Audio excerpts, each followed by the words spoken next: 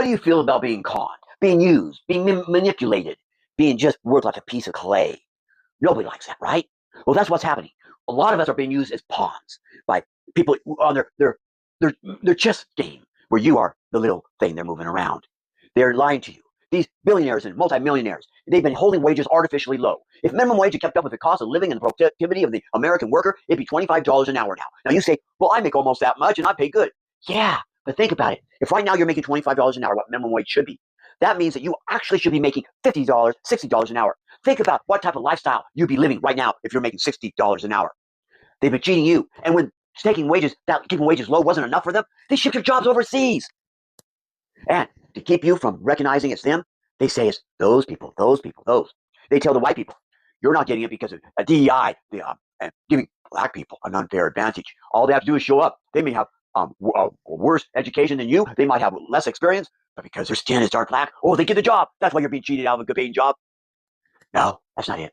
They tell young men especially, you can't get ahead, excuse me, this language that they use, they'll say, because women don't know their place. Women should be satisfied to be mothers and wives, staying home and taking care of the family. Forget about the fact that they can't do that because wages have been kept so artificially low that they cannot afford it.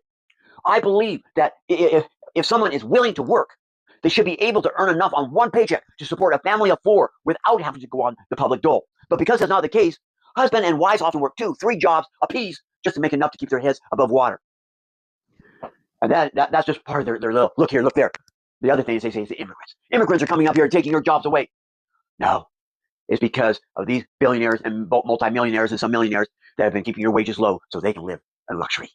As the 70s were roaring, it was estimated by the experts that they could cut the work week down to 32 hours a week, 4 days a week, with 3 days off for employees. You could spend more time at home with even higher wages because the productivity was doing so good.